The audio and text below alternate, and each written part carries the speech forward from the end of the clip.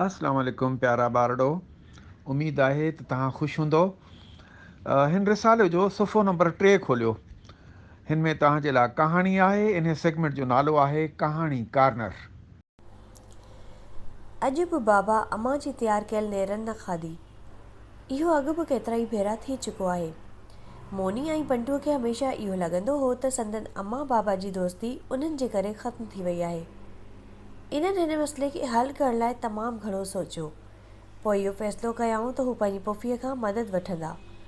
पुफ़ी ऐं अम्मा जी तमामु घाटी दोस्ती हुई ऐं बाबा पुफ़ीअ जी तमामु घणी इज़त बि कंदो हो। स्कूल जी मोकल खां पोइ ॿई पंहिंजी पुफ़ीअ जे घर हलिया विया। उन्हनि जो घर स्कूल जे वेझो ई हो।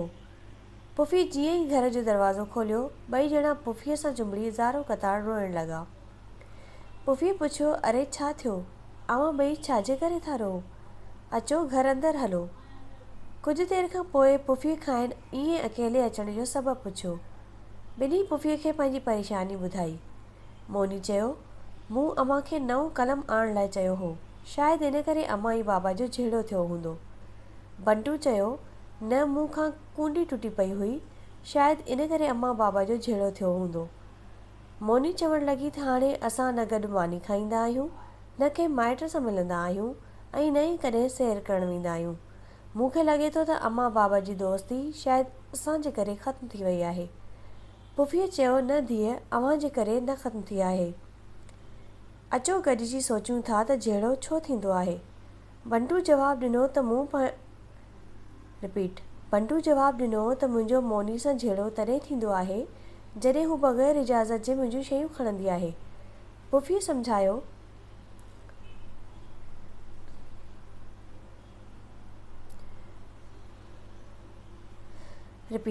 पुफ़ीअ सम्झायो, अहिड़ी तरह वॾनि जो बि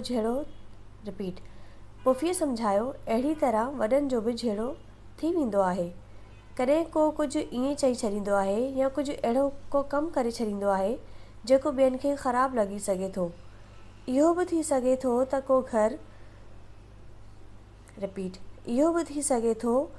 को घर या ॿाहिरि जे कमनि खां थकियलु हुजे, इन जो ॾींहुं सुठो न गुज़रियो हुजे, बल्कि अव्हां ॿारनि वांगुरु जॾहिं वालिदैन सुठो महसूसु न कंदा हुजनि त इहे परेशान थी सघनि था।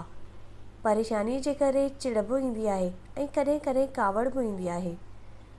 जेकॾहिं को पंहिंजी कावड़ खे क़ाबू न करे त झेड़ो बि थी सघे थो।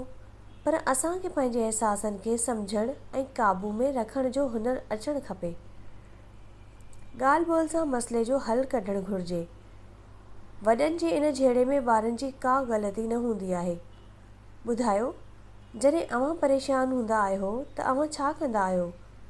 बंटू चयो, मां त रोईंदो आहियां। मोनी चयो, मां कुंड में वेही रहंदी आहियां।